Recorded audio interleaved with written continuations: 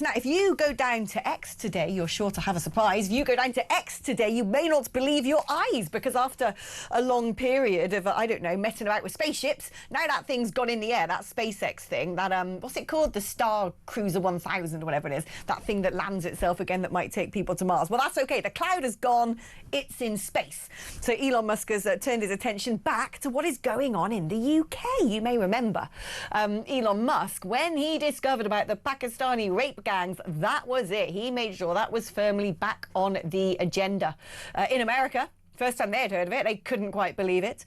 But in the UK as well, all the politicians running around going, oh no, it's terrible, oh dear, but we can't have a national inquiry. And they, oh no, we think there should be a national inquiry. Well, he's taken some time out to chuck some kit in the stratosphere, and now he's back on fighting for justice for the victims of grooming gangs, and he wants to go after officials who he alleges are corrupt, who swept this stuff under the carpet and covered up the crimes of the grooming gangs. He said, I'd like to help fund legal actions against corrupt officials who aided and abetted the rape of Britain per the official government inquiry. It came as an unofficial inquiry into grooming gangs led by Rupert Lowe. Claim it had found child sexual exploitation in 85 local authorities across Britain. So what I want to know, what I think we all want to know, is at what point is there the burden of blame here?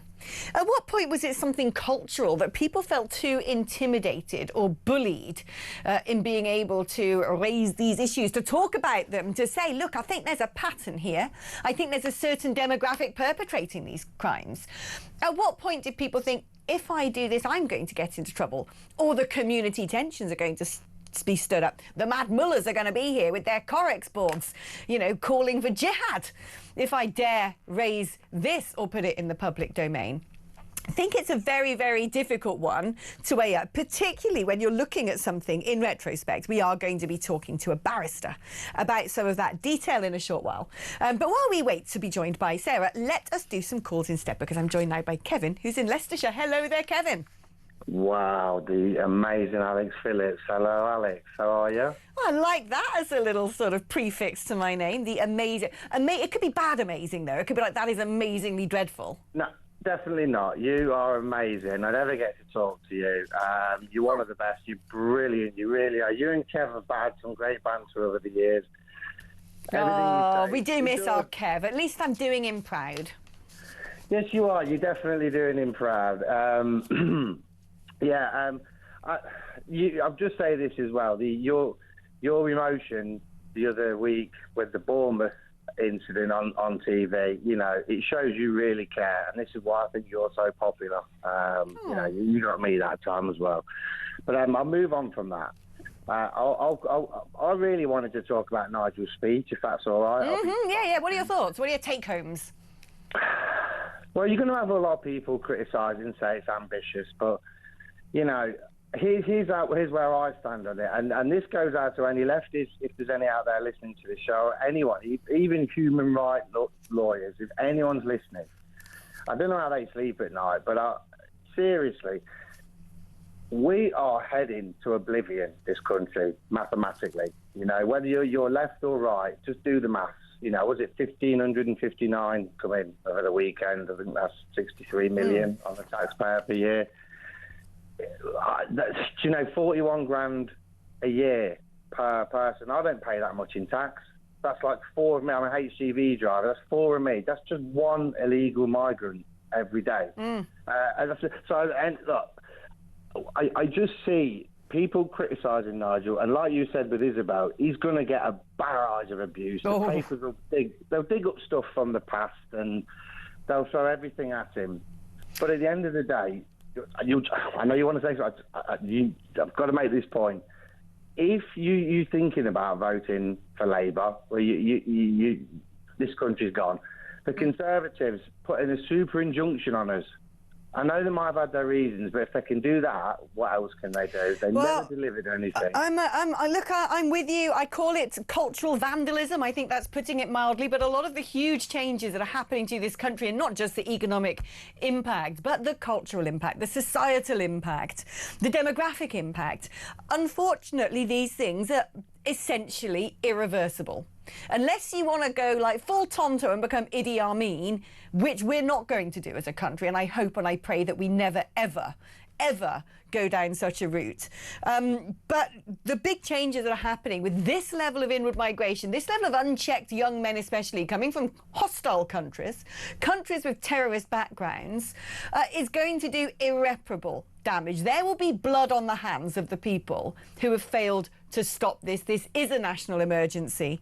And mark my words, at some point something is going to happen. Without a doubt, we have brought in terrorists on those boats.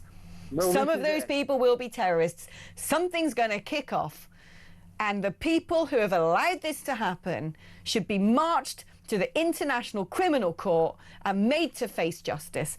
It's never going to happen, though. Kevin, I'm going to let you go, my darling. It was great to talk to you for the very first time. Thank you so much for your kind words as well. But as we say goodbye to Kevin, I'm pleased to say we can say hello to Sarah Phillimore, who is a barrister who's going to guide us through what Elon Musk might be able to fund, because he has said he wants to throw some cash at legal action against corrupt officials who he claims covered up the crimes of grooming gangs. And what I want to ask you initially, Sarah, is what sort of case could be brought against these people? Sort of professional negligism? Or, I mean, is there any way in which people will be legally held to account? I'm afraid you optimistically introduced me. I'm afraid I've got no idea what it is he thinks he's going to do. I just briefly looked at the unofficial inquiry. They're talking about 85 local authorities going back to the 1960s. Now, we've got the national inquiry coming finally after Louise Casey's recommendations. I don't understand what Elon Musk is trying to do, other than I can appreciate it's a really obvious reaction. This is really distressing what's happened. It's appalling that it has in effect been covered up, and people who wanted to talk about it were told they were racists and bigots. But in terms of going after individuals via legal action, I'm just struggling to think what this is supposed to achieve if we're talking about potentially hundreds, thousands of people going back to the 1960s. I mean, clearly what we've got is systems failure. As Louise Casey said, it's about the data. They're still not collecting the data on perpetrators properly. There's still this feeling we mustn't talk about it. It's going to incite all the far-right bigots. We'll have more riots.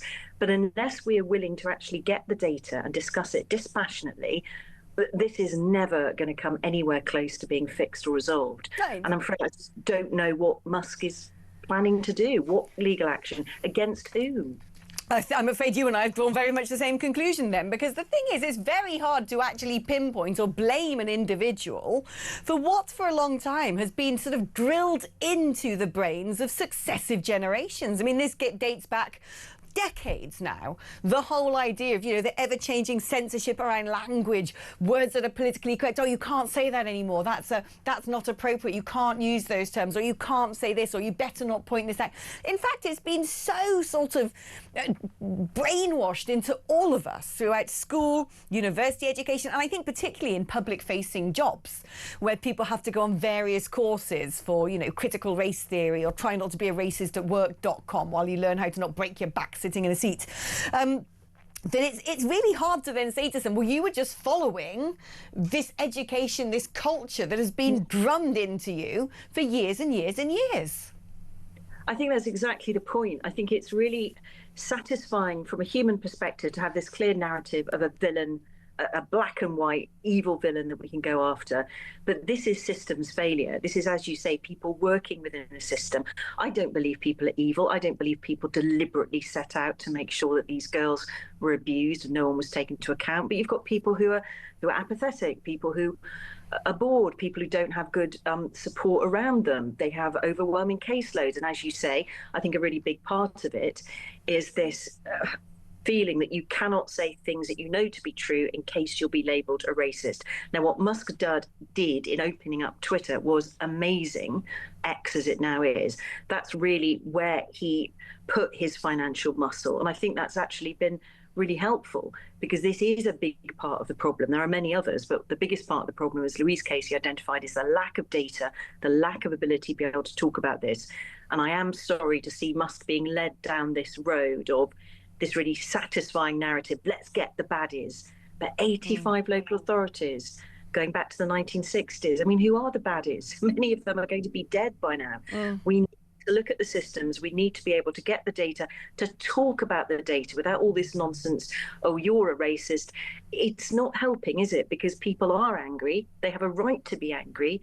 And that anger is coming out in all sorts of really unpleasant and unhelpful ways, because we're not being assisted to talk openly and honestly about the problem. And when the data of perpetrators, the ethnicity was collected, I think Louise Casey found there was a clearly disproportionate number of men from an Asian origin, and we have to be allowed to talk about that. Well, even, I mean, do you know, we're talking about the culture of taboo, and even you, Sarah, just then, maybe completely unwittingly, found yourself doing it by saying men of Asian origin, because we all know it's not men from Cambodia. We know it's not men from Uzbekistan necessarily. You know, we know it's not the Mongolians coming over and doing this. We know precisely who it is doing this, and it might not always be Asian men, but largely the common denominator for these rape gangs, because there have been Somalis and Sudanese scattered around the fringes. The common denominator actually tends to be their faith background. It tends to be that these men are Muslim men, and even now, you know, even you and I are finding it difficult to say this, because you think, can I say that? You know, the Labour Party is going to bring in a definition of Islamophobia. Well, that's me having my collar felt, being dragged down to clink. And this is what I'm saying. It sort of permeates so much that we've almost sort of become inculcated with living with this repression of free speech that's been going on for decades. No, I think that's a very fair point, because, of course, I am part of that culture. I mean, obviously, I've been fighting on another front in terms of gender. And initially, it was very terrifying to be told, you're a bigot, you're this, you're that, we're going to come for your jobs. And I don't blame people for feeling silenced. I think you're quite right. We need precision in language and data. At the moment, we don't have it, because those facts have been obscured out of what I think Louise Casey quite clearly identified was a fear of being seen as racist. But we have to be able to talk about that. I think it goes back to your earlier points about the problems people feel about mass immigration into this country. If you've got young men from particular patriarchal culture and patriarchal religion being dropped into the middle of England, where everyone's very nice and tolerant, it's clearly going to cause tensions, and we have to be allowed to discuss this, because if we're not, people will vote with their feet and people will vote in a reform government. And I'm not sure that's going to be the best or the wisest thing for this country, but I'm not going to damn people who feel angry enough to do it, because it is getting really concerning that people in position of authority and power are not willing to allow conversations to take place about the actual facts. But it's worse than that, isn't it? It's not just that they're sort of unwilling to have the conversation. They're actually telling us that we can't have the conversation either, because I find it extremely chilling that they're now grappling around to define the concept of Islamophobia. And what I often say is a phobia is an irrational fear of something. And yet I don't think it's irrational at all for the average Brit to be a little bit worried about widespread Islamism in this country. Because when you look at the empirical data, when you look at the 7/7 bombings, the Ariana Grande concert blown up, when you look at the Southport massacre, when you look at the grooming gang scandals, there is a common denominator here, and we are discerning individuals. We've lived in a country of plenty of other cultures for long enough now to be able to discern that, guess what, the vast majority of people practicing these religions don't mean us harm, and they're not perpetrating acts of harm against us. But we are also intelligent enough to know that there is a pattern here. We are able to address the fact that when there are terrorist attacks, it's not happening at the hand of fundamental Sikhs. It's not happening because the Westboro Baptist Church has decided it's now going to sort of, you know, strap itself with ammo and get on a tube. We can see this. We're not stupid. And yet this government, it seems to me, are going that extra mile now, at the exact moment we've reached the threshold of saying, OK, let's start having an adults conversation about this, of trying to do everything they can to stop it. And that terrifies me. I think you're right to be terrified. I mean, I can understand the reluctance because, of course, there are real racists, there are real phobics who wish to do harm to perfectly innocent, law-abiding people. But the fear of that minority, I think you're right, has corrupted a wider and necessary debate about what we know to be true. The leaders of some Islamic countries explicitly express their disdain for the West and their wish to destroy Western societies. It is madness to suppose that we can live alongside in peace and tolerance with those who are committed to ending our way of life. And as women, we feel that quite fiercely. Look at what's happening in Afghanistan.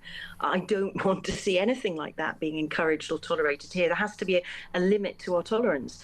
I think you are right to be worried. I can understand to a degree why they want to put the lid on some aspects of this debate, because there are some very dangerous, unpleasant people out there who are genuinely racist and violent.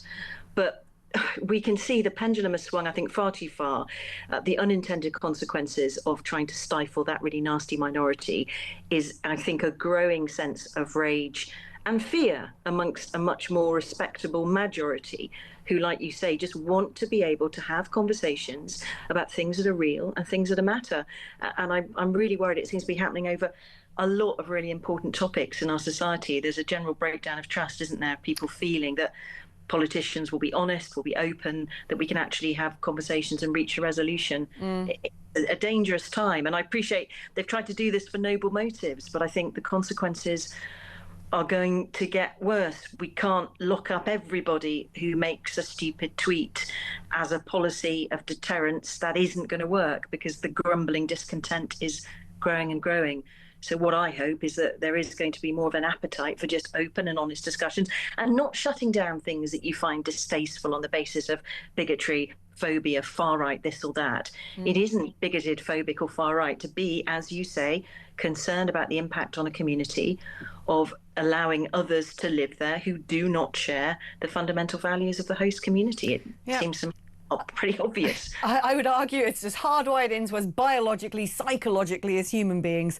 Sarah Phillimore, brilliant barrister, giving us the lowdown there. Thank you ever so much.